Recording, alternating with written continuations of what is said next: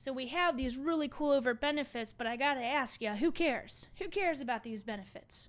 We're gonna talk about something that's really important in the marketplace and with business simulation, and this concept is called a final decision maker.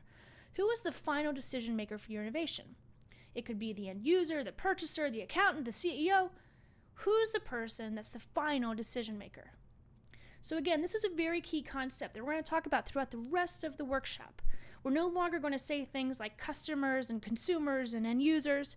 We're going to use the term throughout the workshop and throughout the Merwyn business simulation, final decision maker. Now, a final decision maker is the person who controls or most strongly impacts the purchasing decision. So let's use the industrial world as an example.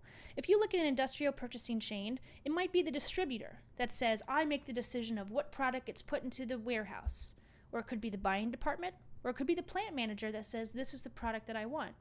So maybe in this case, it's the plant manager.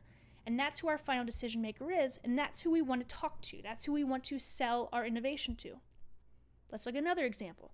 With a hospital and trying to sell a certain drug. Is it the administrator that buys it? Does the doctor prescribe the drug? Does the nurse really have the pool? Maybe in this situation, it's the doctor that prescribes it. That's the final decision maker we want to talk to. So this is a very key and integral part when we're talking about this workshop, when we're talking about the Merwyn business simulation, and when we enter things into the USA National Innovation Marketplace. Who is the final decision maker? Who is the person that controls or most strongly impacts the purchasing decision of your innovation? Because this is a very key concept, we have a few things we have to keep in mind. First, the final decision maker is who the written concept is addressed to. So again, throughout the rest of this workshop, throughout your journal, and later when we write concepts, we have to think of who that final decision maker is and sell our product to them. Selling it directly to them. So for example, with this plant manager, we got to get the plant manager excited and tell him overtly what's in it for him. Not so much the distributor, because the distributor doesn't make the decision. That is our assumption. Now, the final decision maker is also the basis for all of the numbers we're going to put into the business simulation. Again, so this is a very, very, very key concept. Final decision maker, the person that controls or mostly influences who buys your invention or your innovation. So let's keep that in mind.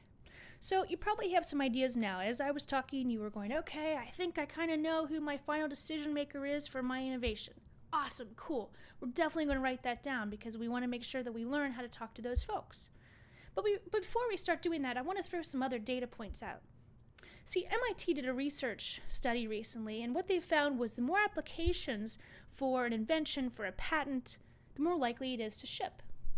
So the more final decision makers, or the more applications you have to take that invention and kind of adapt it to different people, the more likely it's going to go to market and make some money.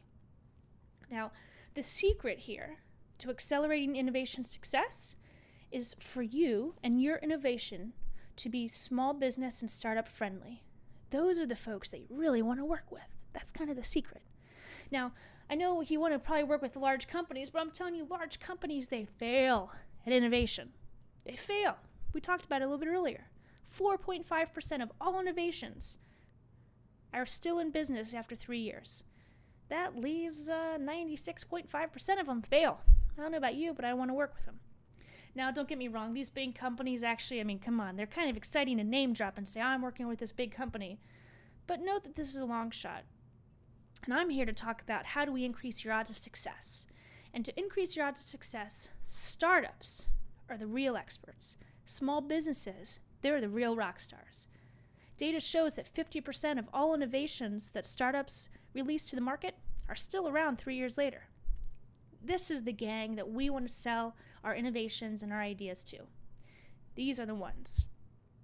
Now, the Federal Reserve Bank of Kansas City, they have a quote that says, since World War II, more than 2/3 of all radical innovations that have led to dramatic and sizable transformations have been adopted, improved, and developed by small companies.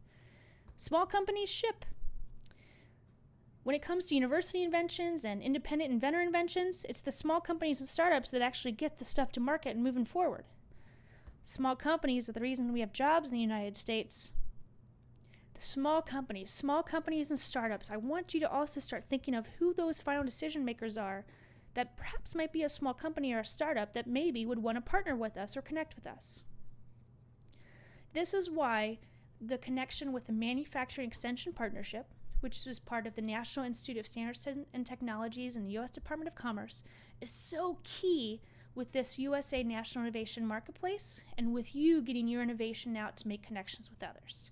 What's really cool about this group is they're known as America's #1 resource to working with 340,000 small and mid-sized manufacturers around the United States.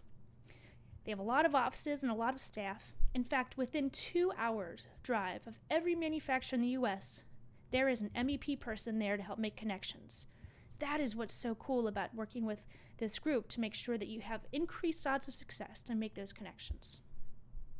So, let's talk a little bit more and work on our final decision makers. For those of you live in the workshop, please turn to page 10. Those of you that downloaded the sheets, we're on page 10 here in the book. This exercise is called Who Cares? We thought of some of our benefit, but who cares about those? So what we'd like you to do is to write down the obvious final decision maker for your innovation, as well as 2 unexpected ones. Maybe they're a small company or a startup that you've heard of before that might be interested in making a connection. We have some final decision maker examples here in the gray box. Nurses, mother of newborns, U.S. organic farms. Be very specific on who they are. And remember, when we say final decision makers, we're thinking of who controls the purchase. Who controls the purchase? That is the person that we want to sell to. So let's take 3 minutes and individually in the first box write obvious final decision maker for your innovation, and then write 2 more options for final decision makers that might be a bit unexpected.